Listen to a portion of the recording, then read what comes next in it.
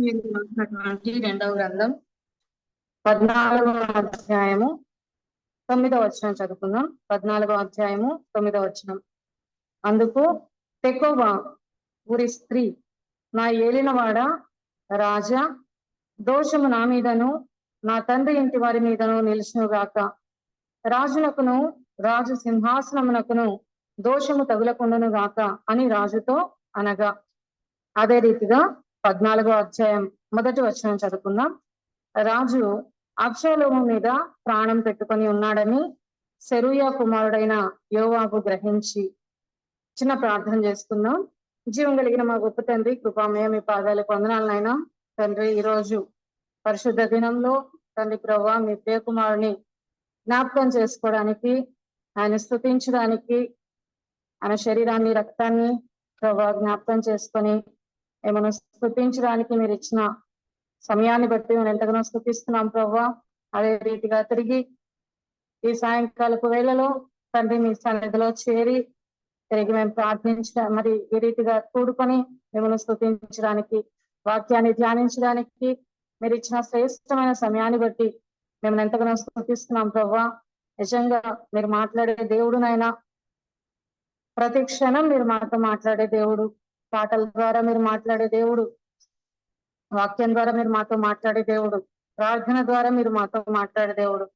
అన్ని రకాలుగా అన్ని వేళలా మీరు మాతో మాట్లాడుతూ మమ్మల్ని నడిపించే దేవుడై ఉన్నారు. మీకు వందనాలు చెల్లిస్తున్నాం ప్రభానైనా. ఇప్పుడు మేము పడుకున్న రీతిగా ప్రభా, మీ చల్లని నీడలో తల్లి ప్రభా మా బ్రతుకంతా మీ సేవలోనే కొనసాగేటువంటి కృపను మాకందరికీ అనుగ్రహించమని మీ సన్నిధిలో మొరపెడుతున్నాం ప్రభా. తిరిగినైనా వాక్యాన్ని ధ్యానించుకోబోతుండగా మీరు మాతో మాట్లాడండి ప్రభా. మరి నా యొక్క హృదయ స్థితి మీరు ఎరిగి ఉన్నటువంటి దేవుడు ప్రభా. నా మటుకు నేను ఏమి మాట్లాడలేను ప్రభా. కేవలం ప్రభా ఒక వట్టి పాత్రగా, వట్టి బూరగా మాత్రమే మీ పక్షాన్ని నిలబడి ఉండగా మీ మాటలు నాకు అందించండి నాయన. వ్యర్థమైన మాటలు నా నోటికి రాకుండా మీరు సహాయం చేయండి ప్రభా. మేము వాక్యాన్ని కేవలం వినేవారంగా కాకుండా దాని ప్రకారం జీవించడానికి తండ్రి ప్రభా మీరు సహాయం చేయండి. ప్రతి క్షణం నైనా ఈ జీవన పోరాటంలో తండ్రి మరి ప్రభా మీ పక్షాన మేము గెలిచేవారిగా మాకు సహాయం చేయమని ప్రార్థిస్తున్నాం తండ్రి. కనికరించమని ఈ ముందున్న సమయాన్ని మీ చేతులకు అప్పగించుకుంటూ మా అందరితో ప్రభా మీరు మాట్లాడండి. వినే చెవిని, గ్రహించే హృదయాన్ని, అనుసరించే హృదయాన్ని మీరు మాకు దయచేయమని మీ పాదాలు పట్టుకుని అడుగుతూ యేసుక్రీస్తు వారి దివ్యనామమున ప్రార్థించి వేడుకుంటున్నాం తండ్రి, ఆమేన్. ఇక్కడ మనం చదువుకున్నటువంటి వాక్య భాగంలో మనకు తెలుస్తా ఉంది మరి తెకోవ స్త్రీ గురించి కొన్ని మాటలు మరి ధ్యానించాలని నేను ఆశపడతా ఉన్నాను. ఇక్కడ మరి 9వ వచనంలో మనం చూసినట్లయితే మరి ఈమె మరి రాజుతో మాట్లాడుతా ఉంది. నా ఏలిన వాడ నా రాజా, దోషము నా మీదను నా తండ్రి ఇంటి వారి మీదను నిల్చును గాక. రాజునకును రాజు సింహాసనమునకును దోషము తగులకుండును గాక అని రాజుతో అనగా, ఇక్కడ తెకోవ స్త్రీ మాట్లాడుతా ఉంది, రాజుతో మాట్లాడుతా ఉంది. అయితే ఈమె ఎటువంటి స్త్రీ, మరి ఏ విధంగా రాజు సన్నిధికి వచ్చింది, ఎందుకు వచ్చింది, ఏం చేసింది అనేటువంటి విషయాలని మరి కొద్దిగా మనము ధ్యానం చేద్దాం. ఇక్కడ మనం గమనించినట్లయితే మొట్టమొదటిగా మరి ఈ సందర్భం అంతా మనకు తెలుసు. మరి అబ్షాలోము రాజకుమారుడైనటువంటి అమ్నోను ప్రథమ కుమారుడు, మరి సింహాసనము ఎక్కవలసినటువంటి వాడు, మరి జ్యేష్ఠ కుమారుడు. మరి అమ్నోను మరి తామారు విషయంలో చేసినటువంటి ఒక పనిని బట్టి, తన యొక్క మిస్బిహేవ్ ని బట్టి మరి అబ్షాలోము అమ్నోనును చంపినట్టుగా మనం చూస్తా ఉన్నాం కదా, మనకు తెలుసు ఆ విషయాలన్నీ కూడా. అయితే మరి ఆ తర్వాత మరి రాజు అయినటువంటి దావీదు లేదా తండ్రి అయినటువంటి దావీదు మరి తన కోపం తెచ్చుకొని అబ్షాలోము మరి మరి అక్కడ నుండి తన సన్నిధి నుండి ఆయన పారిపోయినప్పుడు మరి రాజు అంట మరి మొదటి వచనంలో రాజు అబ్షాలోము మీద ప్రాణము పెట్టుకొని ఉన్నాడని కదా. మరి ఎంతైనా కూడా అబ్షాలోము కూడా కుమారుడే, తన గర్భం నుండి వచ్చినటువంటి వాడే, తన సంతానమే. కాబట్టి మనం గమనించినట్లయితే మరి కుమారుడు ఈ మరొక కుమారుడిని హత్య చేసినా కూడా తండ్రి ప్రేమను అక్కడ తను కనపరుస్తున్నట్లుగా మనం చూస్తా ఉన్నాం కదా. మరి అబ్షాలోము మీద ప్రాణం పెట్టుకున్నాడంట కదా, ప్రాణం పెట్టుకున్నాడు. మరి అంటే తన ప్రాణం అంతా అబ్షాలోములోనే ఉన్నదేమో అన్నట్టుగా అబ్షాలోము యొక్క రాక కోసం ఎదురు చూస్తూ మరి ఆ తండ్రి మరి ఉన్నట్టుగా మనం చూస్తున్నాం. మరి అటువంటి సమయంలో ఈ విషయాన్ని గ్రహించినటువంటి సెరూయా కుమారుడైన యోవాబు మరి తన ఒక పని చేసినట్టుగా మనం చూస్తా ఉన్నాం. సో యోవాబు ఏం చేశాడంటే తెకోవ నుండి ఒక స్త్రీని పిలిపించాడు కదా. మరి ఆ స్త్రీ గురించే మనం ఇప్పుడు కొన్ని మాటలు మనం ధ్యానం చేసుకుందాం. మరి ఆ స్త్రీ ఎక్కడి నుండి వచ్చింది? ఆమె తెకోవ నుండి మరి తీసుకొని రాబడినట్లుగా మనం చూస్తున్నాం కదా. అయితే తెకోవలో చాలా మంది స్త్రీలు ఉన్నారు కానీ తెకోవ నుండి ఎటువంటి స్త్రీని యోవాబు మరి ఎన్నుకున్నాడు అంటే ఒక యుక్తి కలిగినటువంటి స్త్రీని ఎన్నుకున్నట్టుగా మనం చూస్తా ఉన్నాం. యుక్తి కలిగిన స్త్రీ కదా, యుక్తి అంటే తెలివి కదా, తెలివి కలిగినటువంటి ఒక స్త్రీ, నైపుణ్యం కలిగినటువంటి ఒక స్త్రీ, ఒక సమస్యకు పరిష్కారాన్ని చక్కగా మరి చూపేటువంటి ఒక స్త్రీ, జ్ఞానము కలిగినటువంటి ఒక స్త్రీ, వివేకము కలిగినటువంటి ఒక స్త్రీగా ఆమె గురించి మనం ఆలోచన చేయవచ్చు అనమాట కదా. కాబట్టి ఆమె యుక్తి కలిగినది అంటే ఆమెలో ఉన్నటువంటి గుడ్ క్వాలిటీస్ అన్ని కూడా మరి గ్రహించి కదా, మనం మరి ముందుగానే తప్పకుండా పరీక్షించి ఉంటారు కదా. ఎవరిని పడితే వాళ్ళు రాజు దగ్గరికి రావడానికి వీలు లేదు కదా. మనకు తెలుసు మరి రాజు సన్నిధికి రావాలంటే మరి ఎన్నో మరి అర్హతలు అనేటువంటి ఉండాలి. కాబట్టి యోవాబు మరి ఎంతో మంచి సలహాలు ఇచ్చేటువంటి యోవాబు మరి రాజు యొక్క మనస్సును ఎరిగినటువంటి యోవాబు మరి తెకోవ నుండి యుక్తి కలిగినటువంటి ఒక స్త్రీని తీసుకొచ్చాడంట కదా. ఆ స్త్రీ మరి ఎంతో అంటే వాక్చాతుర్యం ఆమెలో ఉండాలి కదా. రాజు దగ్గర ఒక సంగతిని మరి ఆమె చెప్పగలగాలంటే, రాజును ఒప్పించగలగాలి అంటే మరి అది ఎంతో నేర్పుగా, ఎంతో నైపుణ్యంతో, ఎంతో తెలివిగా, ఎంతో సమయస్ఫూర్తి కూడా ఆమెలో ఉండాలి కదా. మరి రాజు మరి ఈమె మాట కేవలం ఈమె చెప్పుకుంటూ పోవడం కాదు, అక్కడ రాజు కూడా మధ్యలో ప్రశ్నిస్తా ఉంటాడు. రాజుకు మధ్యలో తగిన రీతిగా సమయస్ఫూర్తితో ఆమె సమాధానము చెప్పవలసినదిగా మనం చూస్తా ఉన్నాం కదా. మరి ఇటువంటి స్త్రీని అక్కడికి మరి యోవాబు తీసుకొని వచ్చినట్టుగా మనం చూడవచ్చు అన్నమాట. మనం ఆలోచన చేసినట్లయితే మరి ఈ తెకోవ నుండి వచ్చినటువంటి ఈమె ఈ రీతిగా యుక్తిగా, మనం మొట్టమొదటిగా యుక్తి అనేటువంటి మాట మరి సర్పం దగ్గర మనం చూస్తాం కదా. అయితే మరి ఆ యుక్తి వేరు, ఈ యుక్తి వేరు కదా. సాతానుకున్నటువంటి యుక్తి ఏంటంటే వాడు దేవుని నుండి మరి ప్రజలను లేదా దేవుడు తన పోలికలో తన స్వరూపంలో చేసుకున్నటువంటి, తను ప్రేమించినటువంటి మానవులను దేవుని నుండి దూరము చేసే యుక్తి సాతాను యుక్తి. కానీ ఇక్కడ ఈ తెకోవ స్త్రీ యుక్తి ఏ విధంగా ఉంది అంటే తండ్రి దగ్గర నుండి పారిపోయినటువంటి లేదా తండ్రికి దూరం అయిపోయినటువంటి, తండ్రి సన్నిధికి రాలేనటువంటి ఒక కుమారుణ్ణి తండ్రికి కుమారునికి సంధి లేని సమయంలో సంధిని కూర్చగలిగేటువంటి ఒక యుక్తి ఈ తెకోవ స్త్రీలో ఉన్నట్టుగా మనం చూస్తా ఉన్నాం.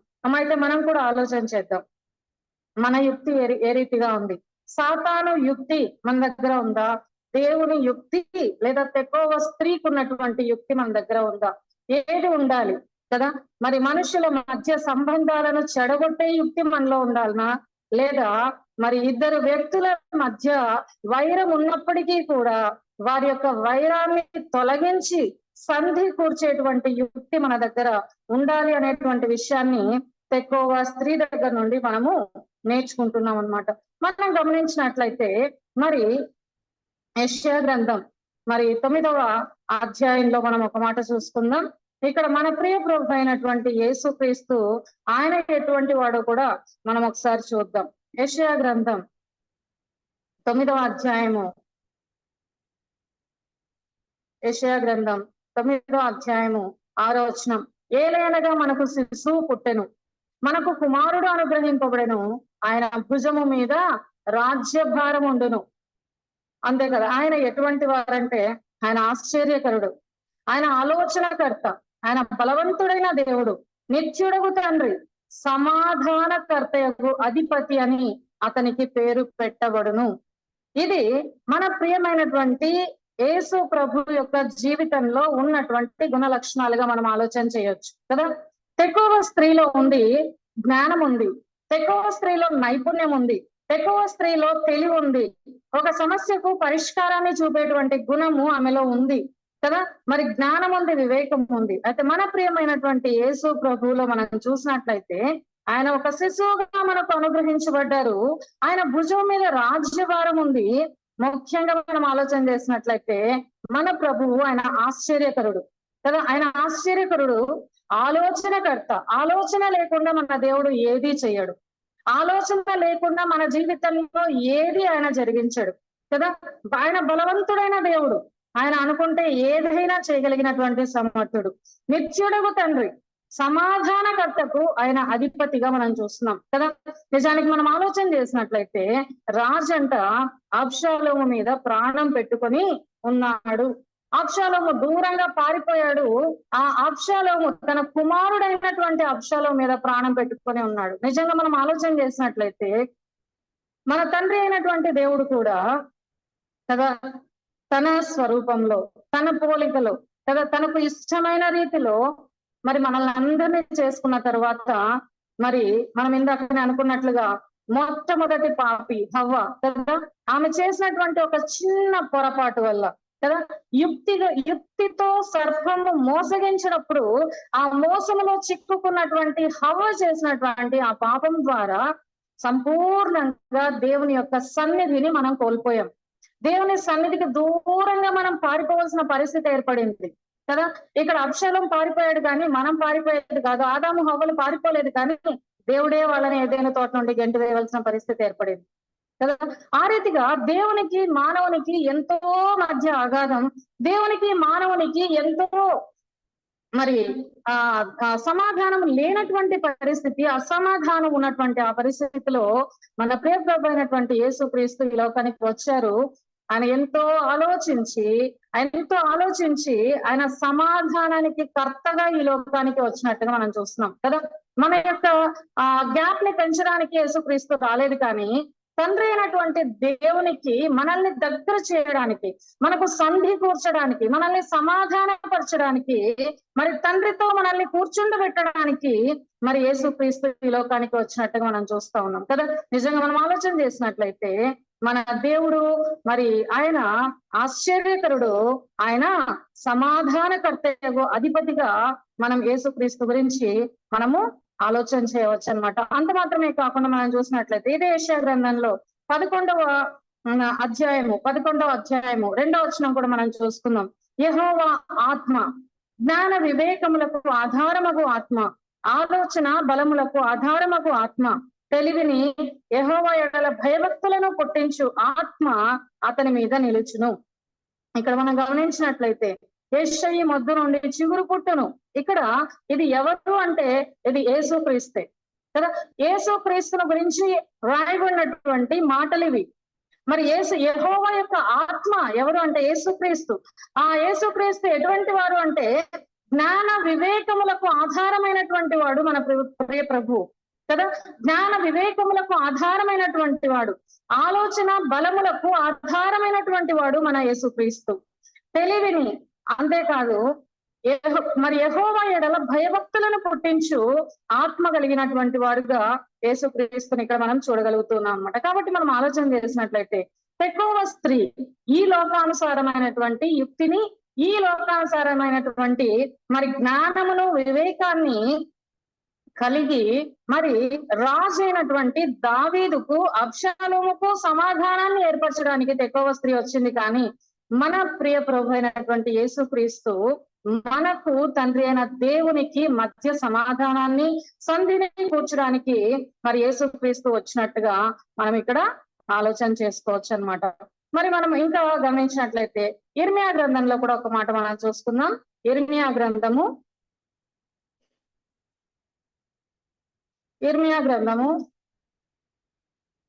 9వ అధ్యాయము,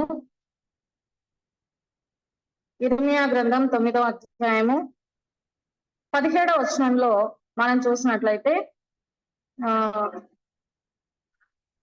ఓకే ఓకే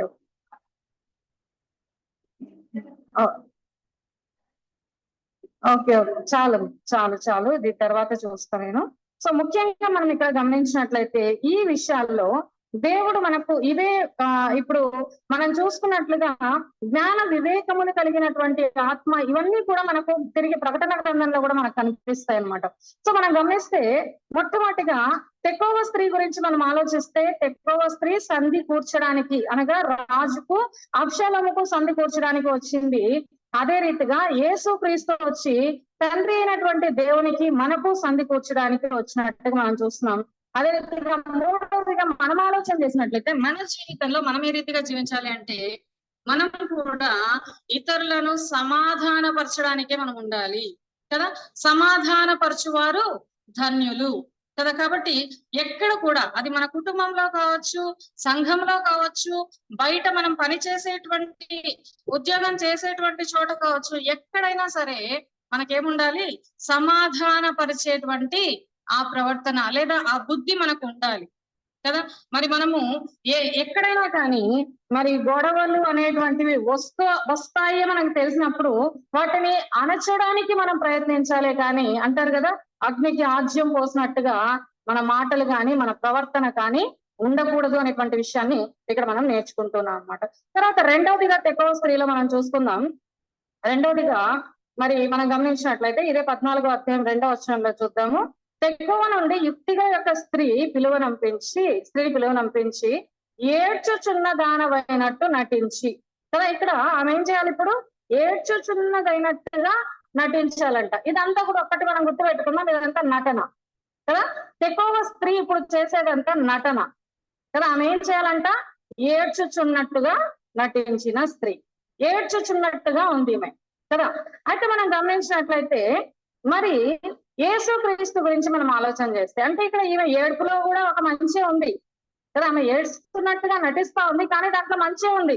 ఏముంది, రాజుకు అర్థమగునట్టుగా మరి రాజుకు తెలియచేయడానికి, అంటే రాజు యొక్క మనస్సును తన ద్వారానే రాజు నోటి నుండి అబ్షాలోము పైన తనకున్న ప్రేమను తను బయట పెట్టడానికి, బయట పడేటట్లుగా చేసి వాళ్ళని కలపడానికి ఈమె నటిస్తా ఉంది.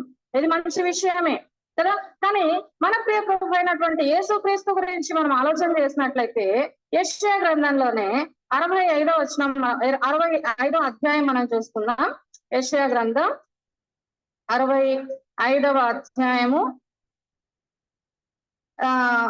2వ వచనం చూడండి. 2వ వచనం, తమ ఆలోచనలను అనుసరించి చెడు మార్గంలో నడుచుకొనొచ్చు లోబడ నల్లని ప్రజల వైపు దినమంతయు నా చేతులు చాచుచున్నాను. ఇది నటన కాదు కదా.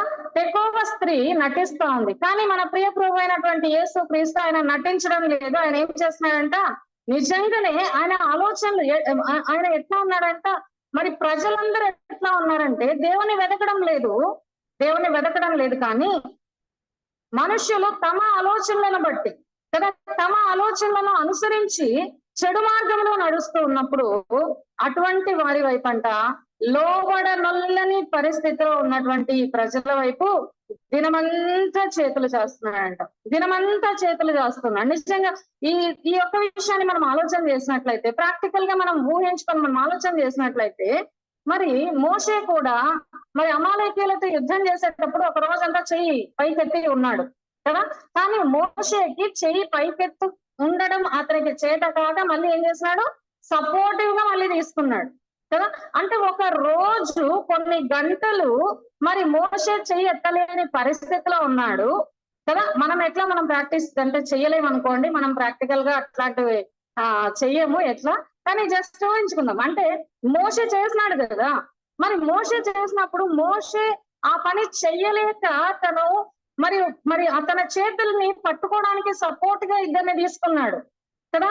అయితే మరి యేసు ప్రభు ఎవరు సపోర్ట్ తీసుకున్నాడు ఇక్కడ, ఆయన ఎవరు సపోర్ట్ తీసుకోలే. మరి ఆయన చేతులు ఎంత నొప్పి పుట్టుంటాయో మనం ఆలోచన చేద్దాం. దినమంతయు అంట కదా, దినమంతయు అంటే ఏదో ఒక దినం కాదు కదా.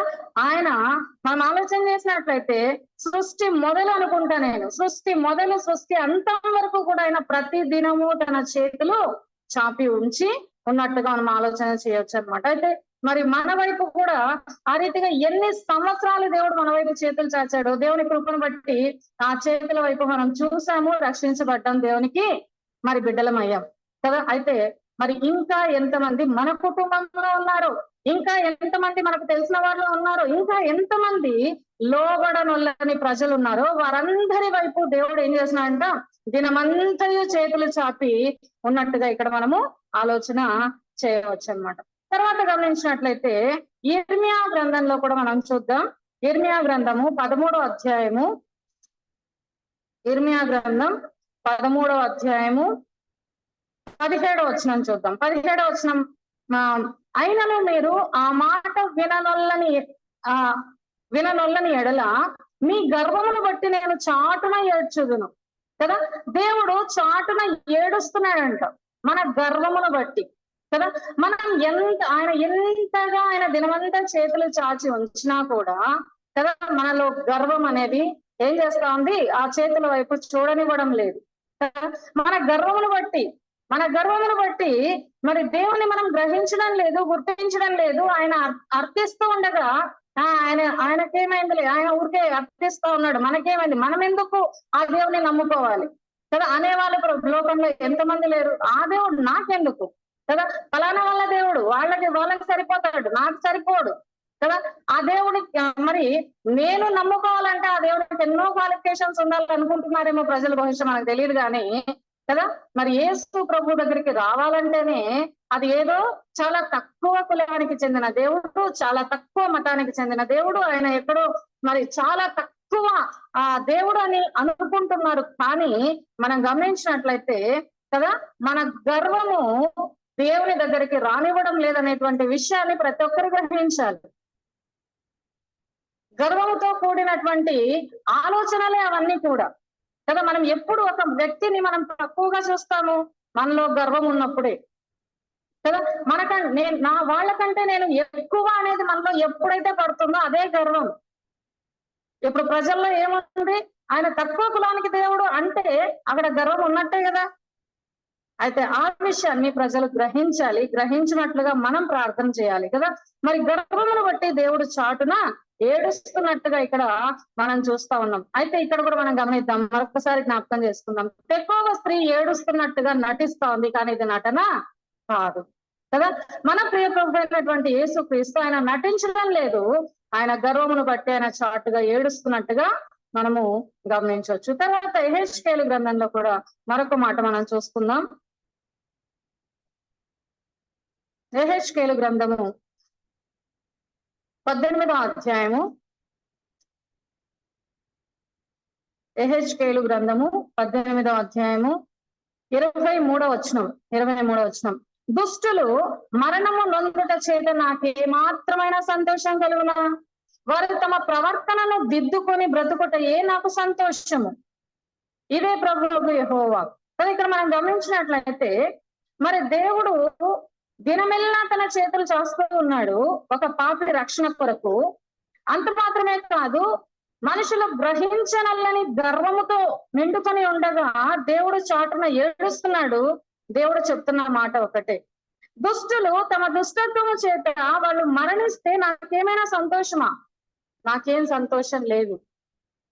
ప్రతి ఒక్కరు కూడా తమ దుష్టత్వాన్ని వదిలిపెట్టి నా దగ్గరికి వచ్చినట్లయితే, వాళ్ళు తమ ప్రవర్తన దిద్దుకొని వాళ్ళు బ్రతికినట్లయితే అప్పుడు నాకు సంతోషం కలుగుతుంది అంటా ఉన్నాడు కదా.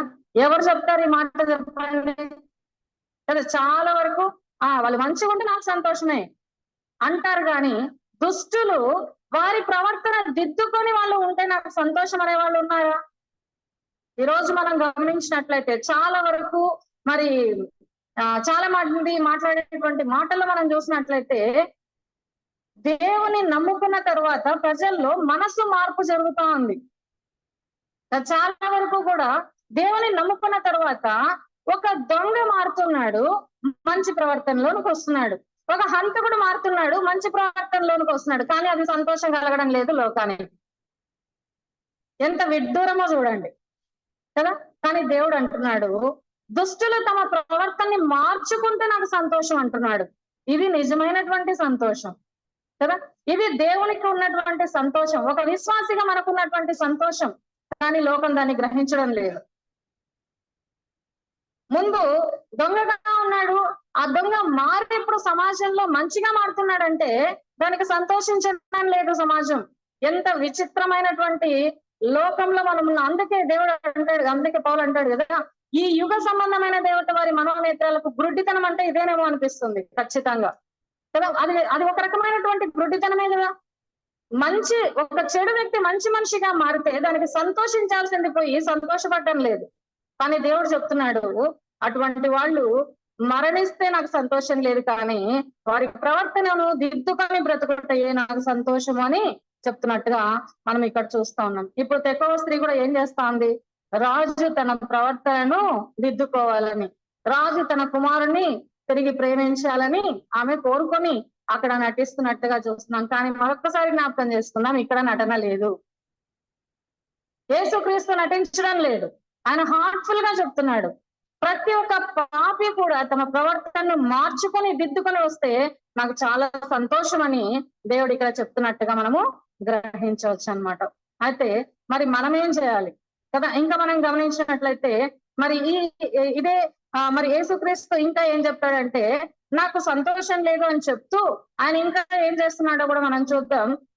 రోమీలకు రాసినటువంటి పత్రికలో దేవుడు ఏం చేస్తున్నాడో మనం చూద్దాము. రోమీలకు రాసినటువంటి పత్రిక 8వ అధ్యాయము 26వ వచనం చూడండి.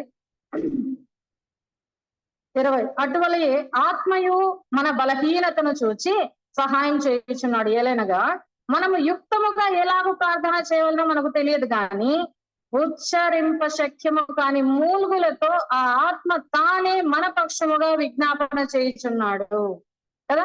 మొట్టమొదటిగా మనం చూసినట్లయితే ఆయన దినమెల్లా చేతులు చాచి ఉన్నాడు. రెండవదిగా మనం చూసినట్లయితే దేవుడు ఏం చేస్తా ఉన్నాడు, చేతులు చాచి ఉండడమే కాదు, గర్వమును బట్టి ఆయన ఏడుస్తున్నాడు, ఎంతకాలం ఇట్లే ఉంటారు అని.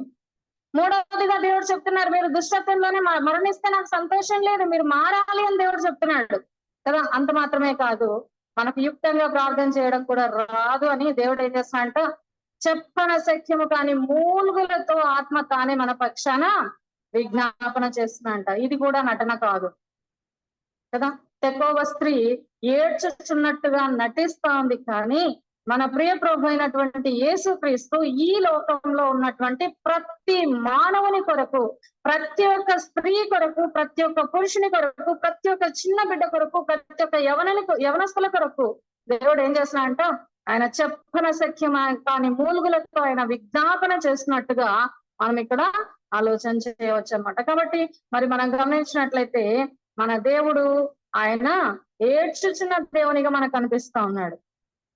ఆయన నటించడం లేదు, ఆయన నిజంగా ఏడుస్తున్నాడు, నిజంగా బాధపడుతున్నాడు. నిజంగా ప్రతి ఒక్క మనిషి కూడా దేవుని సన్నిధికి రావాలని ఆయన ఇష్టపడుతున్నట్టుగా మనము ఆలోచన చేయవచ్చు. మరి మనం ఏం చేయాలి? ఇందాక మనం చదువుకున్నట్లుగా ఇర్మియా గ్రంథము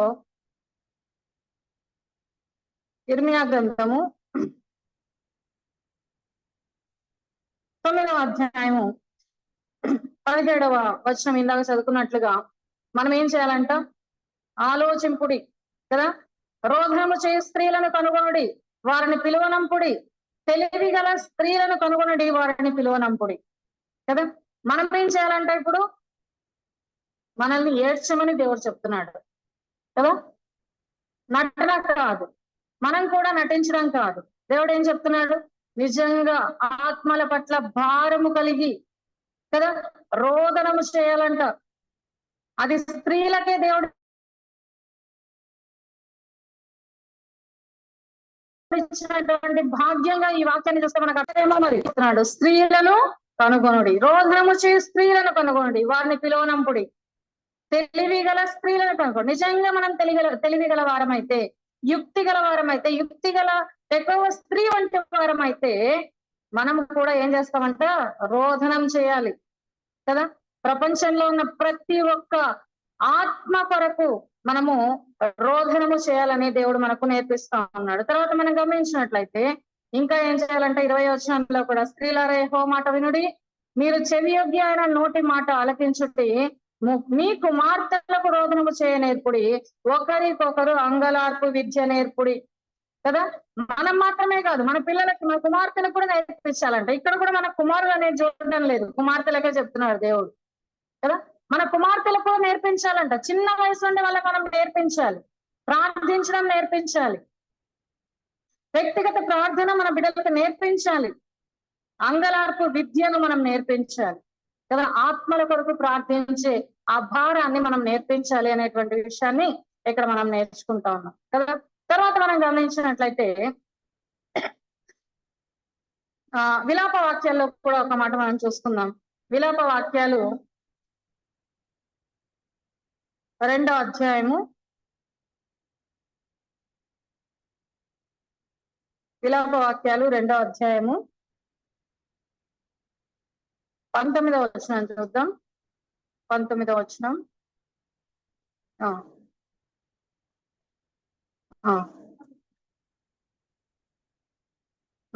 నీవు లేచి రేయి మొదటి జామున మొరపెట్టుము కదా. మొదటి జాములోనే మనం మొరపెట్టాలంట.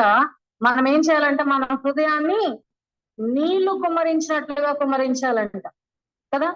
ఒక నీళ్లు తీసుకొని వచ్చి కుమ్మరిస్తే ఎట్లా ఉంటుందో ఆ రీతిగా మన హృదయాన్ని కుమ్మరించమని, అంటే ఇక్కడ కూడా మనము కన్నీటితో ప్రార్థన చేయాలనేటువంటిది మనకి ఇక్కడ అర్థమవుతోంది అనమాట కదా. తర్వాత మనం గమనించినట్లయితే లూకాసు వార్తలో కూడా ఒక మాట మనం చూసుకుందాం. లూకాసు వార్త 23వ అధ్యాయము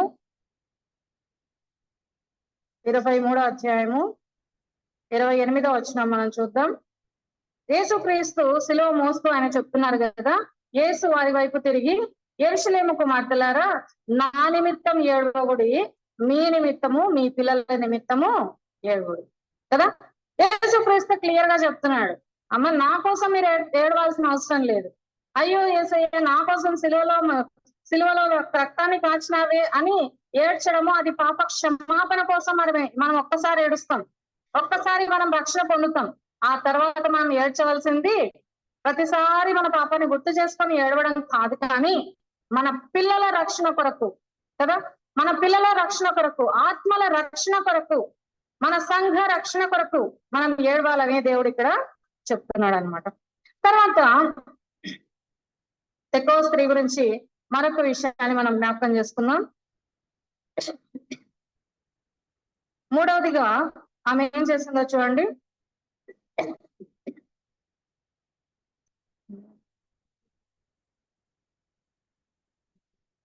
సో ఇక్కడ 3వదిగా మనం చూసినట్లయితే అదే 2వ వచనంలోనే, ఏడ్చుచున్న దానవైనట్టు నటించి దుఃఖ వస్త్రము ధరించుకొని, ఆమె ఏం చేయాలంట, నిజానికి ఆమె దగ్గర దుఃఖ వస్త్రం లేదు, దుఃఖ వస్త్రం ధరించాల్సిన అవసరం కూడా ఆమెకు లేదు, కానీ ఇదంతా కూడా నటన అనేది గుర్తు చేసుకుందాం కదా. తెకోవ స్త్రీ ఇప్పుడు ఏం చేస్తా ఉంది, దుఃఖ వస్త్రములు ధరించినట్టుగా మనం చూస్తున్నాం అనమాట. అయితే మనం గమనించినట్లయితే యెషయా గ్రంథంలో దేవుడు కొన్ని మాటలు మనకు తెలియజేస్తా ఉన్నారు. చూద్దాం. యెషయా గ్రంథం 61వ అధ్యాయము. యెషయా గ్రంథం 61వ అధ్యాయం. ఈమె తెకోవ స్త్రీ వచ్చేసి రాజు దగ్గరికి వెళ్లే ముందు, నేను చాలా బాధలో ఉన్నాను, నేను చాలా ఏడుపు వస్తా ఉంది నాకు, నేను నిజంగా దుఃఖముక్తినై ఉన్నాను అని తెలియజేసుకోవడానికి ఆమె దుఃఖ వస్త్రాన్ని ధరించుకున్నట్టుగా మనం అక్కడ చూడగలం అనమాట కదా. మరి చాలా సార్లు మరి ఈ విధంగా నటించే స్త్రీలు కూడా కొంతమంది ఉండవచ్చు కదా. అంటే మరి ఏ దుఃఖం లేకపోయినా కూడా మరి మన దగ్గరకు వచ్చి ఎవరైనా మరి చాలా దుఃఖంగా ఏడ్చుకుంటూ ఏదైనా చెప్పినప్పుడు మనం నిజమని నమ్మేస్తాం కదా. అటువంటి స్త్రీలు కూడా ఉండొచ్చు. కానీ అయితే నిజంగా మన జీవితంలో దుఃఖం అనేటువంటిది ఉంటే దేవుడు ఏం చేస్తాడు అనేటువంటి విషయాన్ని ఇక్కడ మనం చూద్దాం. 61 యెషయా గ్రంథం 61వ అధ్యాయము 3వ వచనం చూడండి. సియోనులో దుఃఖించు వారికి ఉల్లాస వస్త్రములు ధరింపచేయుటకును, బూడిదకు ప్రతిగా పూదండను, దుఃఖములకు ప్రతిగా ఆనంద తైలమును, భారభరితమైన ఆత్మకు ప్రతిగా స్తుతి వస్త్రమును వారికి ఇచ్చుటకు ఆయన నన్ను పంపి ఉన్నాడు.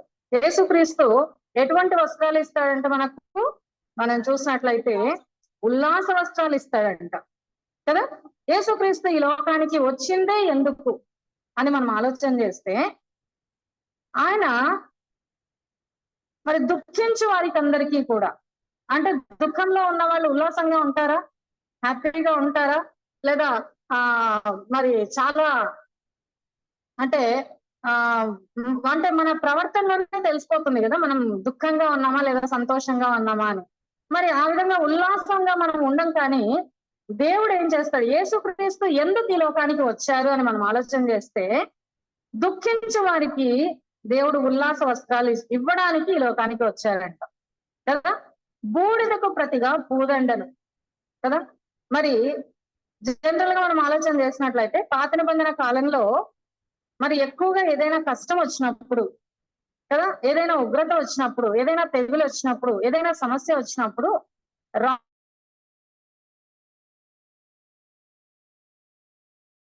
రాజులు సహితం ఏం చేసేవాళ్ళంటే గోనెపట్టగా సహితంగా వాళ్ళు చూపించేవాళ్ళు కదా.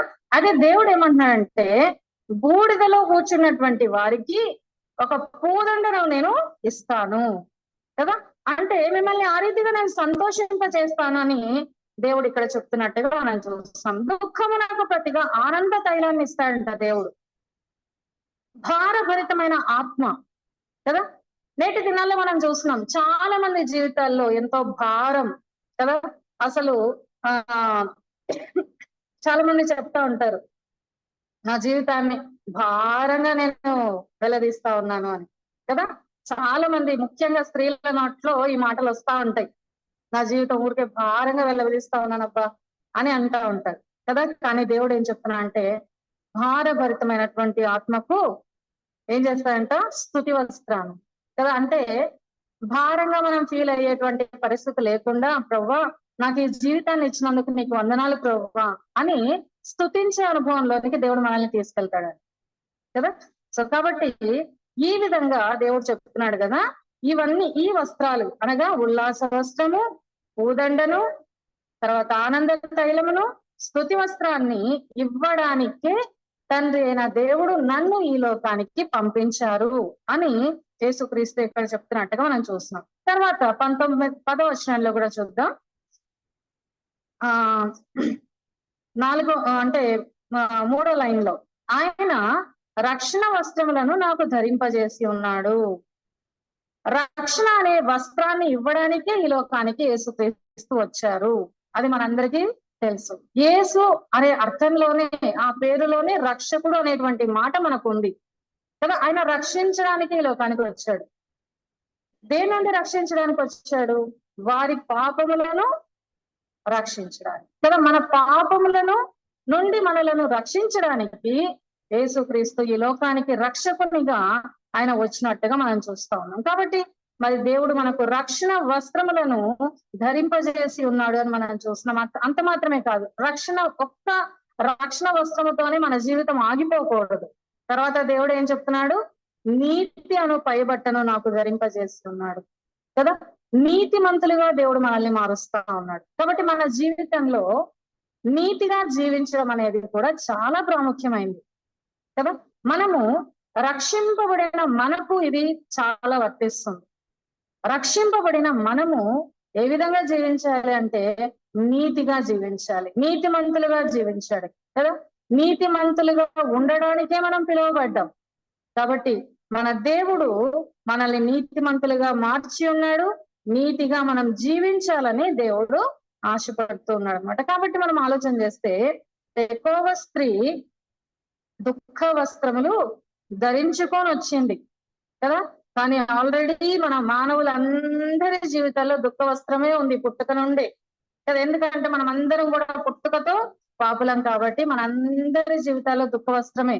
కానీ ఆ దుఃఖ వస్త్రానికి బదులుగా దేవుడు ఉల్లాస వస్త్రమును కదా, బూడిదకు ప్రతిగా పూదండను, దుఃఖమునకు ప్రతిగా ఆనంద తైలమును కదా, భారభరితమైన ఆత్మకు ప్రతిగా మనకు స్తుతి వస్త్రాన్ని దేవుడు ఇవ్వడానికి ఇష్టపడుతున్నాడు. రక్షణ అనే వస్త్రాన్ని, నీతి అనే వస్త్రాన్ని దేవుడు మనకు ఇవ్వడానికే యేసుక్రీస్తు ఈ లోకానికి వచ్చినట్టుగా మనం చూస్తున్నాం కదా. అయితే మనమందరం కూడా రక్షణ వస్త్రాలను ధరించి నీతిమంతులుగా ఈ లోకంలో జీవించాలని దేవుడు ఆశపడుతూ ఉన్నాడు అనమాట కదా. ఆ రీతిగా మరి మనం జీవించాలని వాక్యంలో మనం నేర్చుకుంటూ ఉన్నాం. నీతిగా మనం జీవించాలి, నీతి కలిగి మనం జీవించాలి, మనం నీతి క్రియలు చేయాలి కదా. ఆ రీతిగా జీవించాలని దేవుడు మనల్ని కోరుతున్నాడు. తర్వాత తెకోవ స్త్రీ గురించి మనం తిరిగి ఇంకొక విషయాన్ని మనం చూసుకుందాం. అదే సమూయేలు 2వ గ్రంథం 14వ అధ్యాయంలో 2వ వచనంలో చూద్దాం. తెకోవ నుండి యుక్తిగల యొక్క స్త్రీని పిలువనంపింది. ఏడ్చుచున్న దానవైనట్టు నటించి, దుఃఖ వస్త్రములు ధరించి, తైలము పూసి కొనక కదా. ఏమ నటన ఇంకా అంటే మన జనరల్ గా కొంతమంది అంటూ ఉంటారు కదా, నటించమంటే జీవిస్తా ఉన్నాం అంటారు కదా. అంత అద్భుతంగా ఉంది ఈమె నటన. సో ఎట్లా వస్తా ఉందంట, ఏడ్చుచు వస్తోంది, దుఃఖ వస్త్రములు ధరించుకుంది, తైలం కూడా పూసుకోలేదంట. అంటే తలకు నూనె పూసుకోలేదు కదా. అంటే చింపిరి జుట్టేసుకొని రాజు సన్నిధికి ఆమె వస్తున్నట్టుగా. అంటే ఆమెను చూడగానే రాజుకు అర్థమైపోవాలి ఈమె చాలా దుఃఖంలో ఉంది అని. ఆ విధంగా ఆమె డ్రెస్అప్ అయి వచ్చినట్టుగా మనం చూస్తా ఉన్నాం అనమాట కదా. తైలం పూసుకోలేదు.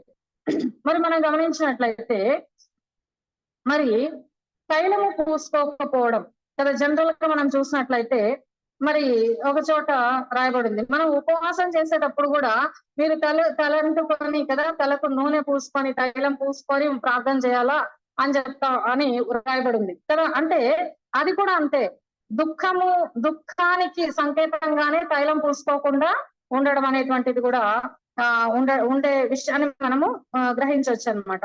సో ఇక్కడ మనం గమనించినట్లయితే ఈమె తైలం పూసుకోకుండా వచ్చినట్టుగా మనం చూస్తున్నాం. అంతేకాకుండా మరొక విషయం చూస్తే ఈ తైలం అనేటువంటిది అభిషేకానికి గుర్తుగా ఉంది కదా, అభిషేకానికి గుర్తుగా ఉంది. ఇదే సమూయేలు గ్రంథంలోనే మనకు తెలుసు, మరి మొట్టమొదటిగా మరి సౌలును అభిషేకిస్తాడు సమూయేలు, రెండవదిగా దావీదును అభిషేకించినట్టుగా మనము చూడొచ్చు అనమాట కదా. అయితే ఇక్కడ మరి సమూయేలు రాసినటువంటి మొదటి గ్రంథంలో, సమూయేలు రాసినటువంటి మొదటి గ్రంథం 10వ అధ్యాయము 1వ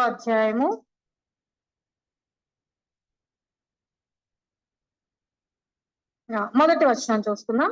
అప్పుడు సమూయేలు తైలపు గుడ్డి పట్టుకొని సౌలు తల మీద తైలము పోసి అతని ముద్దు పెట్టుకొని కదా.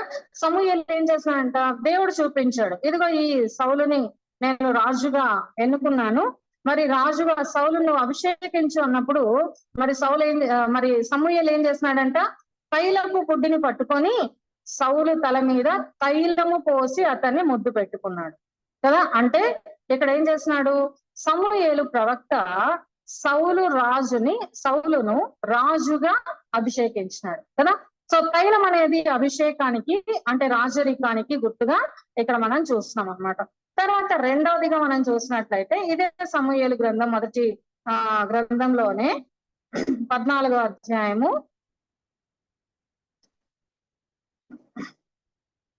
లేదా 16వ అధ్యాయము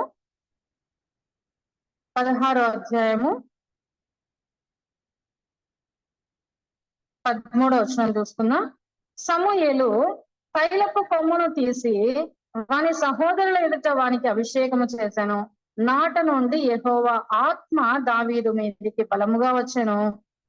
ఇక్కడ ఈ అభిషేకం మనం చూసినట్లయితే రాజుగా అభిషేకిస్తున్నాడు, అంత మాత్రమే కాకుండా దేవుని యొక్క ఆత్మ చేత కూడా దావీదు నింపబడినట్లుగా మనం చూస్తా ఉన్నాం. సో తైలము అనేటువంటిది అభిషేకం కదా, అభిషేకానికి గుర్తు. సో ఏ అభిషేకము అంటే, ఒకటి రాజుగా అభిషేకించినాడు సౌలుని, రెండవదిగా దావీదు విషయానికి వచ్చినప్పుడు దావీదును కూడా రాజుగా అభిషేకించినాడు. అంత మాత్రమే కాదు, ఎప్పుడైతే సమూయేలు అభిషేకించినాడో తైలం వేసి, అప్పుడు యెహోవా ఆత్మ దావీదు మీదకి బలంగా వచ్చినట్టుగా కూడా మనం ఇక్కడ చూస్తా ఉన్నాం అనమాట.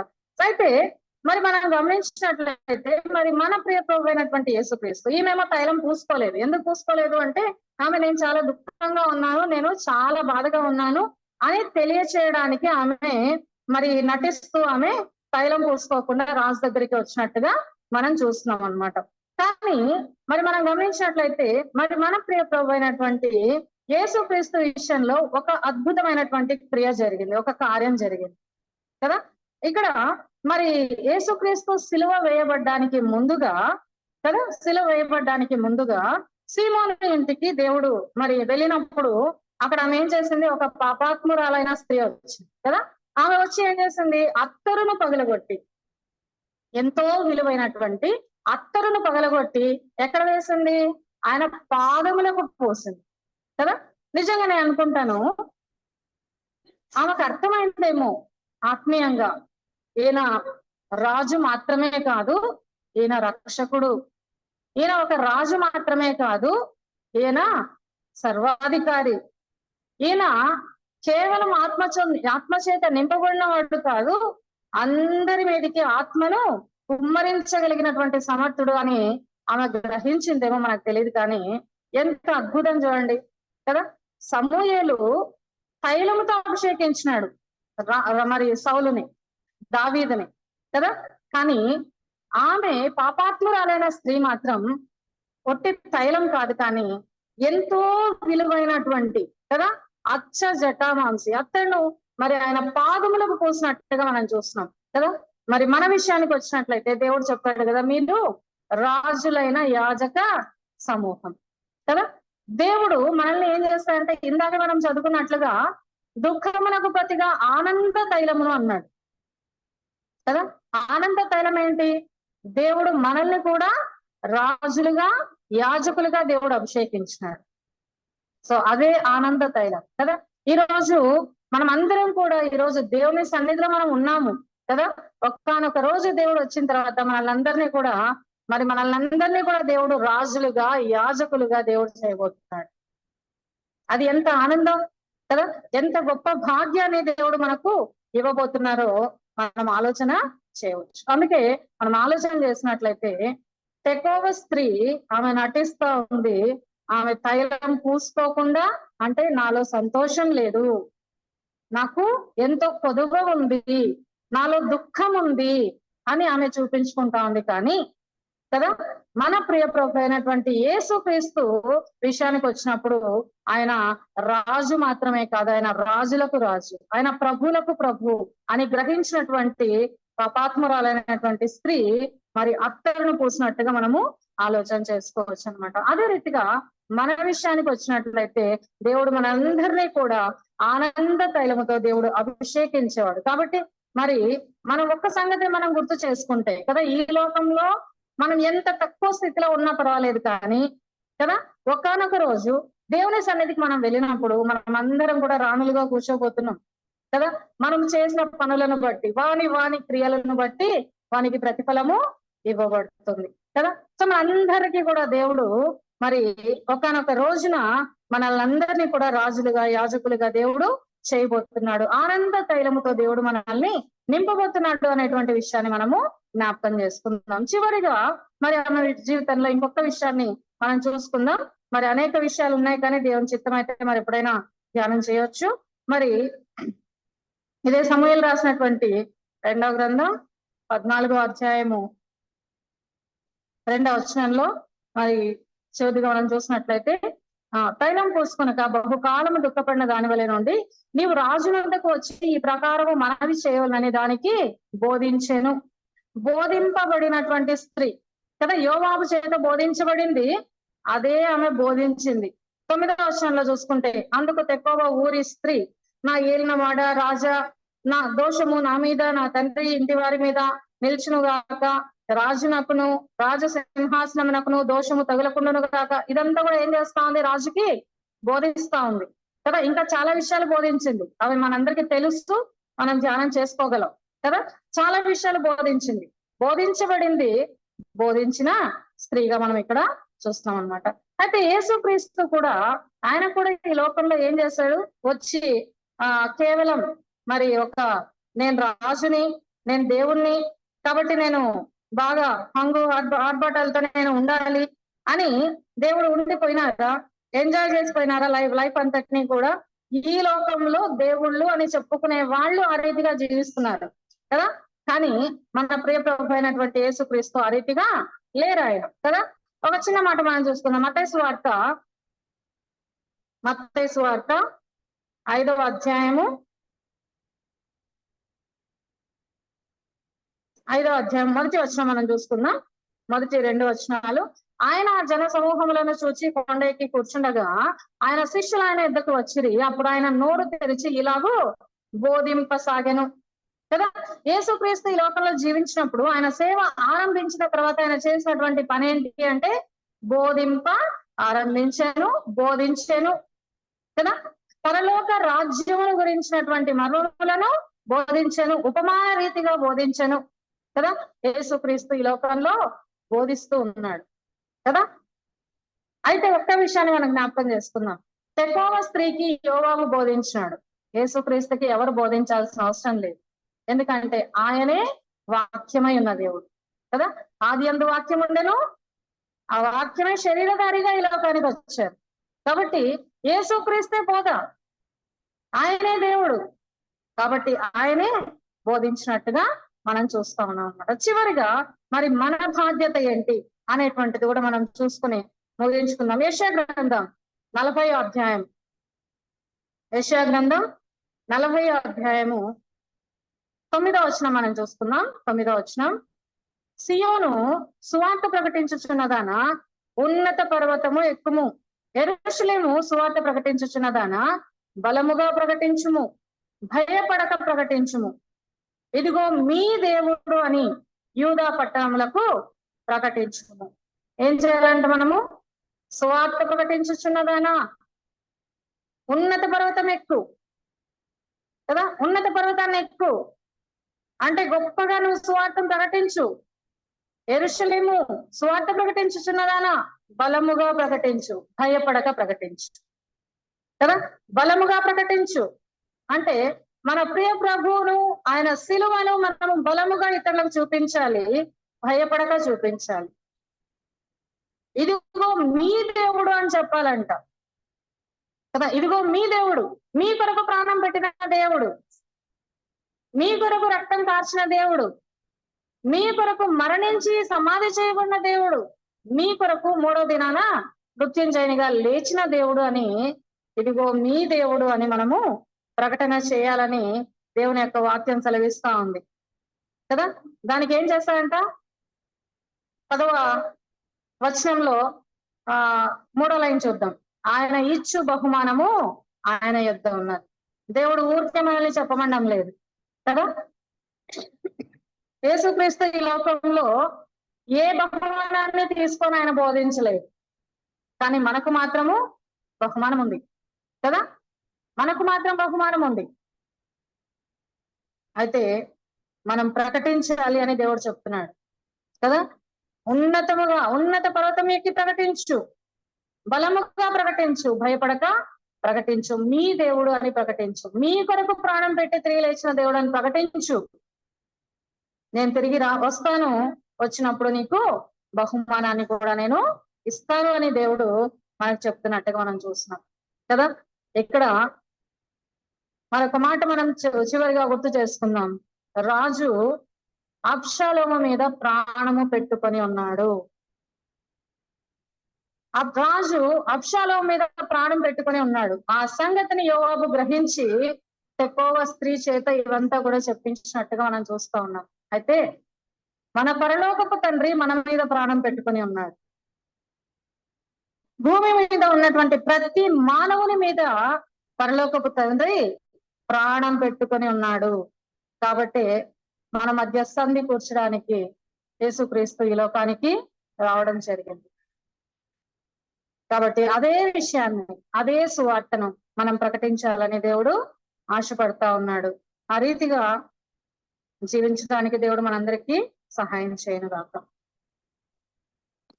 758వ పాట పాడుకుందాం. చాటించుడి మనుష్య జాతికి ఇస్తాం. 758.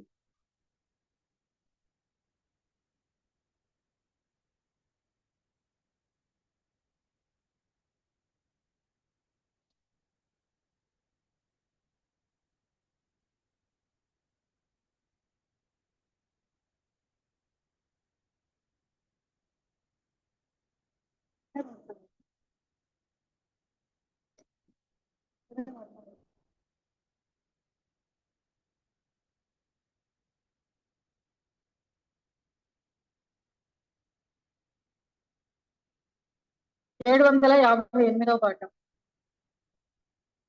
చాటించుడి మనుష్య జాతికి సునామము చాటించుడి అవశ్యమే సువేమసారము జనాదులు విశేష రక్షణ శరీరము వీను చాటుదాము చాటుదాము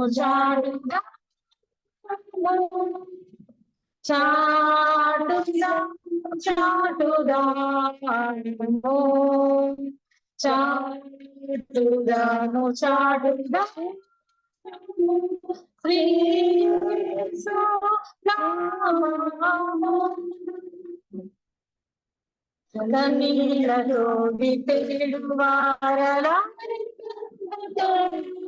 నిన్నాడు ఎదురడి వాగంబుతో మన్నాన గోరు భక్తులారింతు మైతితో మానా ప్రేమాతో చారుగాము చారుగా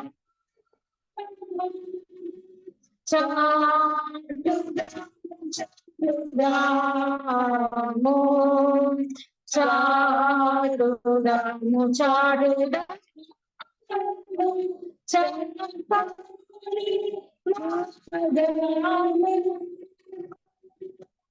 సమీపమందు నుండునేమో శరణించిపోము వారికి సుభాగ్యము ఆశతో నిత్యము వీక్షించుచున్నాము చారుగాము చాటుగా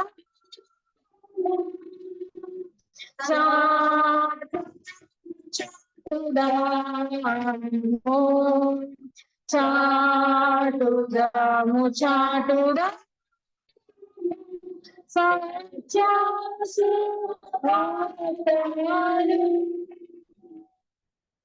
అందరికీ వందనాలు.